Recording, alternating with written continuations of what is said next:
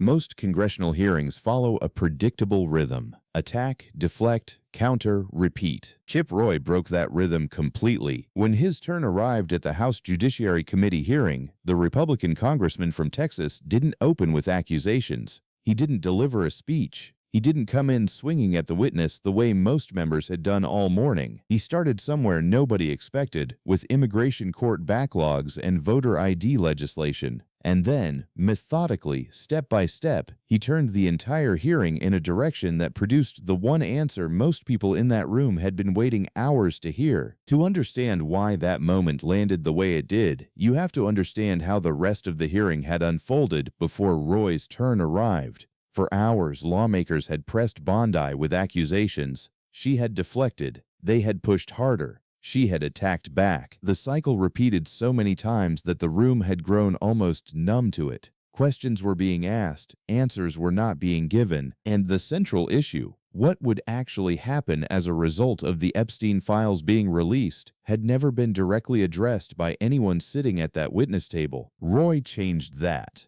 Not by attacking, by asking, and by being the only person in the room that morning who seemed to understand that getting a useful answer from a difficult witness requires patience, not pressure. Chip Roy has a reputation in Congress for being direct. He is not a politician who asks questions to score points for a camera. He asks questions to build a record, to establish facts, to create a foundation that leads somewhere specific. And that morning, he was building towards something very specific indeed. He began with voting crimes. "Madam Attorney General," he said, "am I correct that under your leadership, the Department of Justice has prosecuted cases of non-citizen voting? So it is false, as some of my Democratic colleagues have claimed that it doesn't happen?" Bondi confirmed it. Roy noted that in just the current month, a federal grand jury in New York had indicted 2 men for illegally voting in a federal election. He named them. He confirmed Bondi was actively prosecuting those crimes. Then he asked something that stopped the room briefly. "But does that prosecution overturn the votes they already cast?" Bondi acknowledged it did not. Roy moved quickly. His point was made. The SAVE Act, which Congress was voting on that same day, existed precisely to prevent that problem from recurring.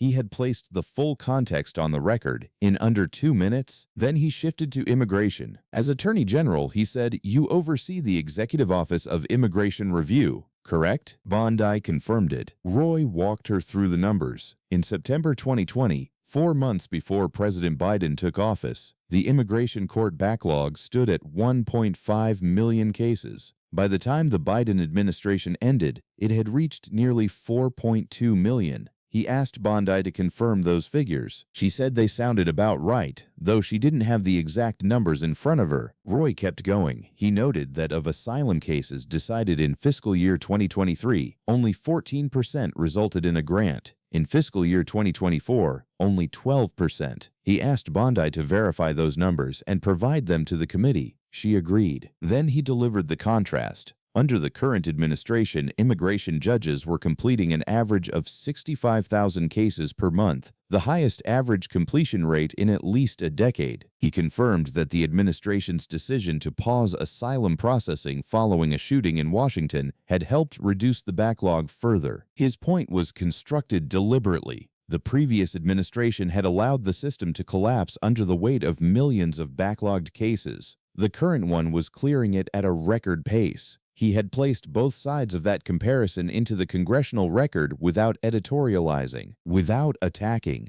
without turning it into theater. Then Roy turned to Epstein. The shift was deliberate and precise. He had spent his opening minutes establishing credibility and factual context. Now he moved into the territory that had defined the entire hearing. "A few questions on an important topic," he said calmly, "that has been raised by colleagues on both sides of the aisle." He started with a foundational fact. Jeffrey Epstein was charged in July 2019 for sex trafficking under the Trump administration in his first term. Is that correct? Bondi confirmed it, and Ghislaine Maxwell was charged in 2020. Also under the Trump administration? Bondi confirmed that too. So it is safe to say, Roy continued, that this administration led on this issue, and that there was silence from the previous administration. Bondi didn't just confirm it, she expanded on it. Almost complete silence, she said. Everyone who has been talking about Epstein throughout this hearing said absolutely nothing during the 4 years the Biden administration was in office. Nothing at all. Roy noted that and moved forward. He raised something that had been troubling members of both parties since Friday. When the Epstein files were released, victim information had appeared in documents that were supposed to protect identities. Jane Doe's, whose names should never have been made public, were exposed. At the same time, certain other names had been redacted in ways that raised entirely different and more troubling questions. Roy said he had argued internally, when Congress was debating the discharge petition forcing the release, that the process needed to be handled carefully, that victims needed to be protected first, that inserting Congress into the release timeline without proper safeguards carried serious risks. Those concerns, he said, had not been fully addressed before the files went out. He asked Bondi directly,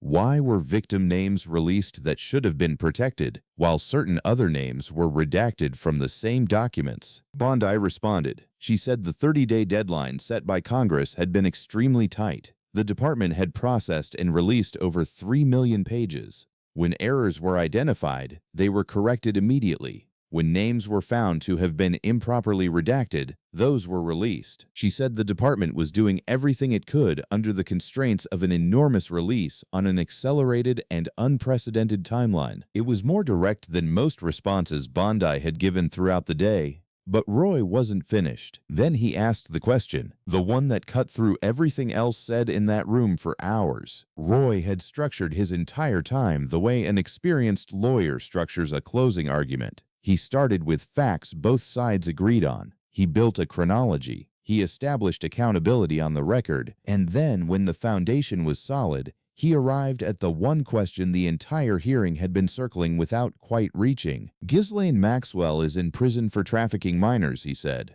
Rightly so. Epstein is dead. Both were charged and prosecuted. He paused. But will anyone else be indicted and prosecuted given the information that is now in front of us? The room went quiet. This was the question the survivors in the gallery had come to hear answered. This was the question journalists had been circling for years. This was the question that every document, every redaction, every privilege log, and every invocation of the Fifth Amendment had pointed toward, without ever quite arriving. Will anyone else face charges? Bondi looked up. Absolutely, she said. Thank you for asking that. We have pending investigations in our office. The chairman called time. Roy's minutes had expired, but the answer was already in the record. Pending investigations. Active cases. The Epstein story, Bondi was saying, was not finished. The files had been released. The documents were being reviewed. And according to the sitting Attorney General of the United States, more charges were possible. More accountability was coming. The investigation was alive. 2 words that changed the weight of the entire hearing. Pending investigations. Not a denial. Not a deflection. Not a pivot to the previous administration or an attack on the questioner. A direct answer. On the record.